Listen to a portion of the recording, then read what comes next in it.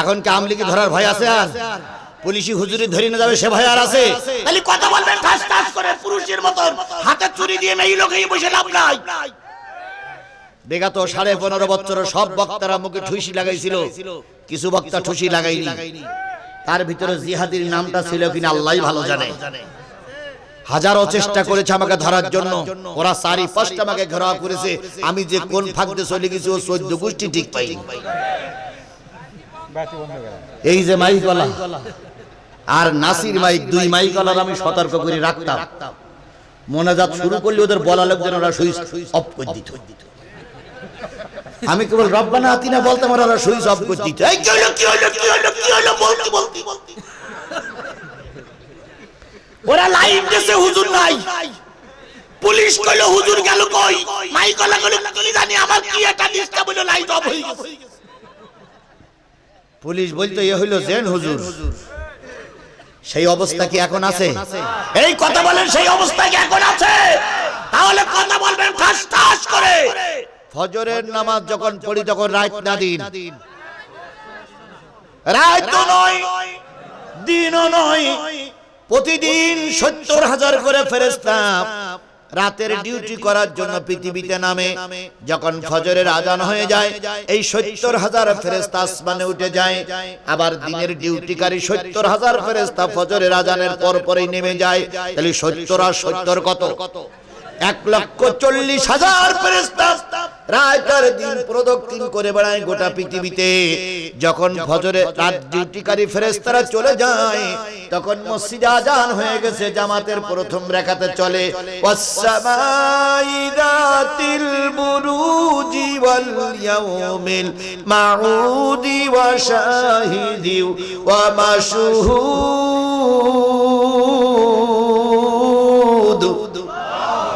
প্রথম রাকাত চলতেছে, রাতের ডিউটিকারী 70,000 ফেরেশতারা কোথায় যাচ্ছে? আসমানে চলে যাচ্ছে।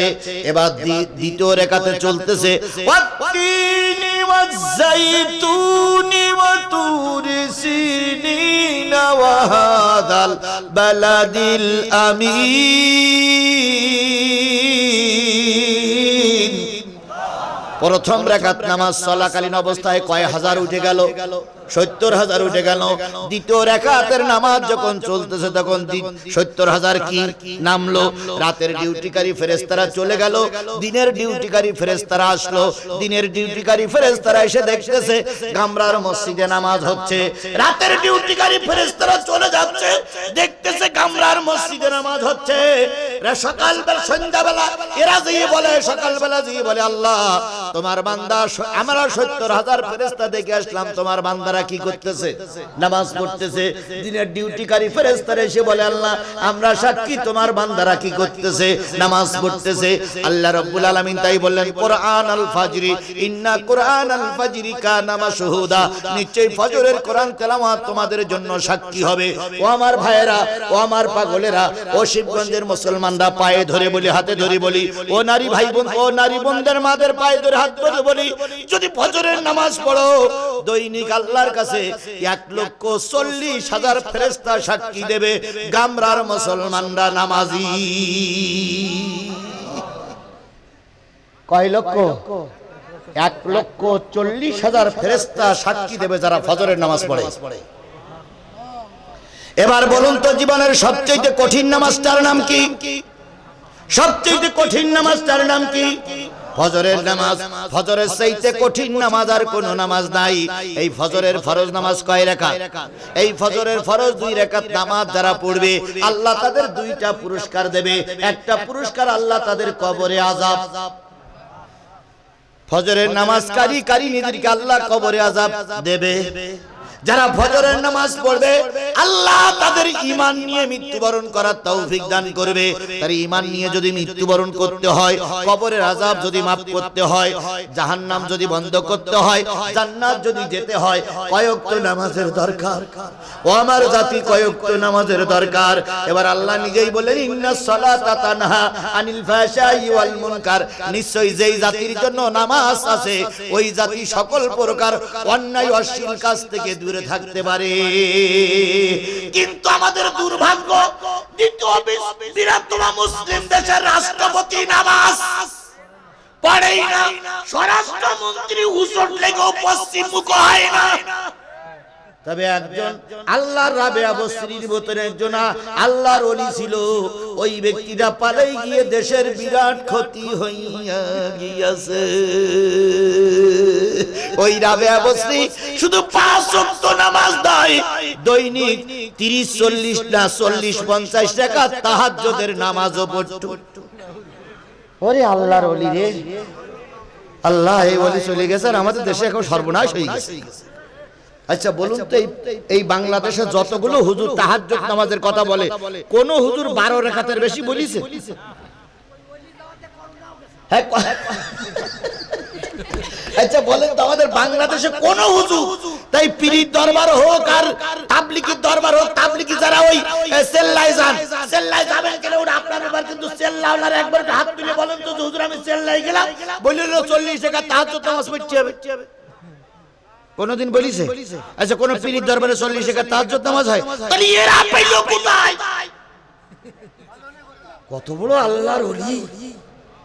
রাবেয়া বস্তি যদি এই সময় থাকতো, তার রাবেয়া বস্তি এর পা ধুয়ে পানি খেত। এই রাবেয়া বস্তি ছিল আরেক বস্তি, দৈনিক 40-50 টাকা কি পড়তো? এ মুরব্বি চলে যাচ্ছে, মুরব্বি কি জান্নাতের সার্টিফিকেট পেয়ে গেল নাই নাকি? মুরব্বি, মুরব্বি,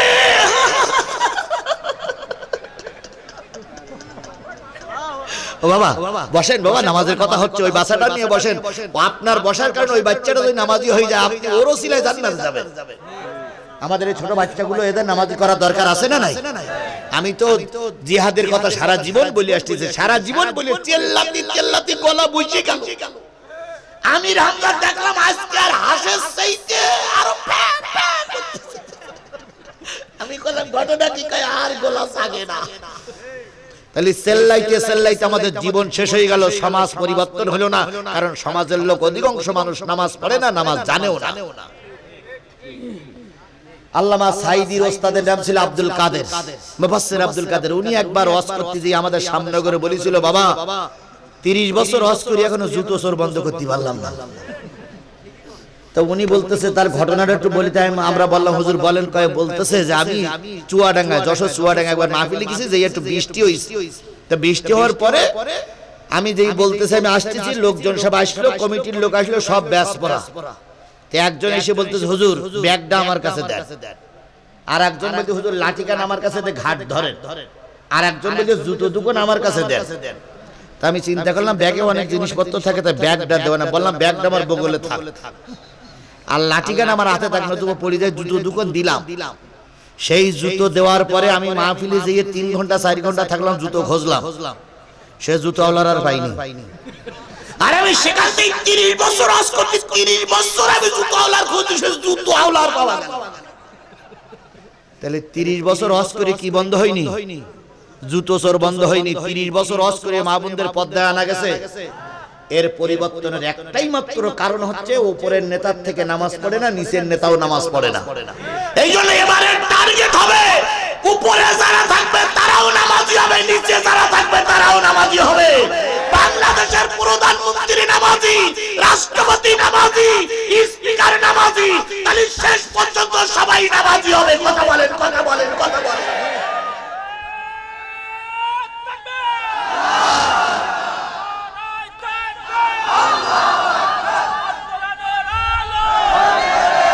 তাহলে বিগত 53 বছর পরে একটা সুযোগ আল্লাহ আমাদের দান করেছে। এই সুযোগে আমরা পার্লামেন্টে কোরআন ঢুকাবো ইনশাআল্লাহ। বলেন ইনশাআল্লাহ, বলেন ইনশাআল্লাহ, বলেন। শোনো শোনো শিবগঞ্জের মুসলমানেরা, এই 53 বছর পরে সেই সুযোগটা যদি কাজে লাগাতে না পারি, সাদা কাগজে 3 তারিখ দিয়ে লিখে রাখো, আরো 100 বছর জালেমদের হাতের বাড়ি খাওয়া লাগবে। এই জন্য 53 বছর পর আল্লাহ সুযোগ দিলেন আমাদের। কি পার্লামেন্টে পাঠানোর জন্য? জোরে বলেন, কি পার্লামেন্টে পাঠানোর জন্য? আমি সারা দেশ সফর করতেছি। গতকাল ছিলাম দিনাজপুরে, আজকে এখানে, আগামীকাল আল্লাহ যদি আমাকে নিয়ে যায় পঞ্চগড়ে আমার সফর। আমি সারা দেশে সফর করে যেটা আমি বুঝেছি, যদি এই অবস্থা ঠিক থাকে, আগামী পার্লামেন্ট হবে কোরআনওয়ালাদের পার্লামেন্ট, আগামী জাতীয় সংসদ হবে টুপিওয়ালাদের জাতীয় সংসদ, আগামী গণভবন হবে টুপিওয়ালাদের গণভবন। শুধুমাত্র আমাদেরকে ঐক্য থাকা লাগবে। কথা বলেন ঠিক না ঠিক? আগে ভোট আসলে পর কিছু লোক বলতো কি ও হুজুরদের সঙ্গে হুজুরদের মিল নেই, তাহলে হুজুররা যদি মিল না থাকে তাহলে ওনারা শান্তি দেবে কি করে? এবারের ভোটে আর বলতে পারবে না, কারণ এবারে দুই টুপিওয়ালা, বড় বড় দুই টুপিওয়ালা এক হয়ে গেছে। এক হলো জমাতের টুপিওয়ালা, আর এক হলো জোরে জেকের করা টুপিওয়ালা, চরমনাই। তাহলে চরমনার টুপিওয়ালা, জামাতের টুপিওয়ালা, দুই টুপিওয়ালা এখন কি? জামাতের আমিরের মাথায় যে কি বুদ্ধি ভাই, বুদ্ধি শুধু গিজ গিজ করতে লাগে, বুদ্ধি কোন জায়গায় কাজে লাগে তা ঠিক পায় না। আল্লাহ ওই রকম একটা নেতা আমাদের দিয়েছে, আল্লাহ রহমত করুক। উনি চিন্তা করলেন যে এই চরমনাই প্রতি নির্বাচনে এসে বলে জামাত ইসলাম কোন ইসলামী দলই না। প্রতি নির্বাচনে তাই বলে না যে জামাত কোন ইসলামী দল নয়। জামাত ইসলামের আমি চিন্তা করলো যে নির্বাচন ঘোষণার আগে এইটার আগে কন্ট্রোল করতে হবে, যাতে করে এই ফতোয়াটা দিতি। উনি চলে গেলেন, চরমনার আমির হঠাৎ করে হুজুরি থেকে লাফাই উঠল, কি রে? বসার আসন করে দিলেন, দুইজন চা খাইলেন, নাস্তা পানি করলেন, সম্ভবত দুপুরের খাওয়া একসঙ্গে খাইলেন। খাওয়ার পরে এবার বললেন, কি বলেছিলেন কিছু কথা নিজেরা বলেছে, কিছু কথা জাতি প্রকাশ্য শুনেছে। শেষ পর্যন্ত দুইজন সংবাদ সম্মেলন করে বললেন, আমি জামাত ইসলামের আমির আমার বাড়ি এসেছে, আমি নিজেকে ধন্য মনে করতেছি, আমার বড় খুশ নসিব যে আজকে এত বড় একজন নেতা আমার বাড়ি এসেছে। আমি ঘোষণা করছি জামাতের বাক্স আর চরমনার ভোটের বাক্স হবে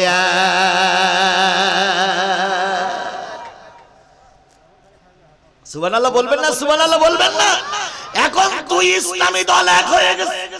এবার ইসলামী আন্দোলন আর বাংলাদেশ জামাত ইসলামী এক হয়ে গেল। এবার হেফাজত ইসলাম আর হলো খেলাফত আন্দোলন আর খেলাফত মজলিসের এই তিনটে দল সেদিন এক জায়গায় মিটিং করে বলতেছে দুই ইসলামী দল এক হয়ে গেছে, আমরা আর পিছনে থাকবো না, আমরা ওদের সঙ্গে। তাহলে এইবার দুলাভাই কি বলবা?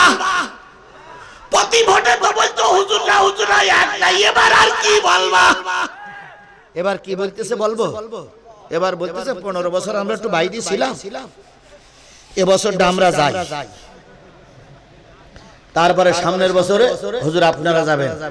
এবার আমি আপনাদের কাছে প্রশ্ন করি, 53 বছর এই দেশে সরকার চালাইছে কয়টা দল?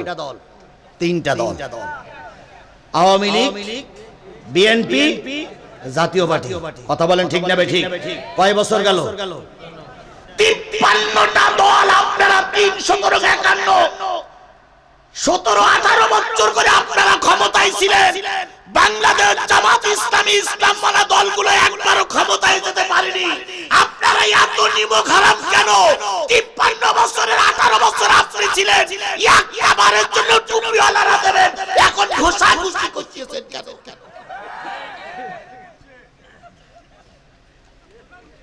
53 বছরের মাথায় একবার আমরা সুযোগ পাইছি, এখন ঘোষাঘুষি কেন? তাহলে বোঝা গেল এরা নিমক হারাম, এরা জাতির জন্য কি। আরেকটা পয়েন্ট বলি, এই আওয়ামী লীগের লোক চলে যাচ্ছে দুইজন মনে হয়, এরা দুইজনে মনে হয় আওয়ামী লীগের লোক। অবশ্য আমি নামাজের কথা বলতেছি, খুবই গুরুত্বপূর্ণ। 2 নম্বর আরেকটা কথা বলি, সেটা হলো 53 বছরের ভিতরে আপনারা এই সুযোগ পাইলেন, আমাদের সুযোগ কম। এবার বলুন তো, এই আওয়ামী লীগ সরকার যারা চলে গেছে এরা সর্বশেষ নির্বাচন করলে কত তারিখে? 5 না 7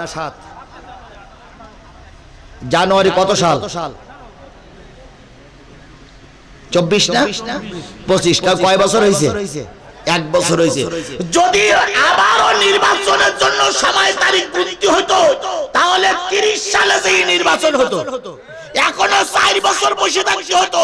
এই 4 বছর তো আপনি আমি আন্দোলন করে কিছু করতে পারিনি, তাই 4 বছর চুপ করে থাকেন।